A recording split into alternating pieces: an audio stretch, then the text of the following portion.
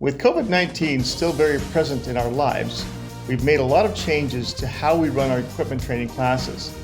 Typically, the theory portion of the course will be done in class.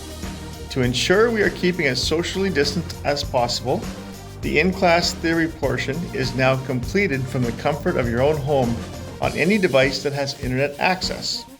Once you've completed your theory component, we will book you in for a one-on-one practical assessment at our branch. When you arrive at our branch for your appointment, we'll get you to sanitize and fill out the sign-in paperwork.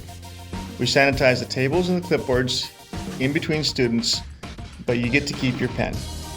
Next, we'll get you to put on some gloves. We have nitrile gloves available, or you can bring your own. Masks are not mandatory, but we highly recommend wearing one for your safety, especially in regions with applicable bylaws. Your instructor will walk you through your practical assessment from a minimum safe distance of 2 meters. This should take about 1 hour per piece of equipment to complete.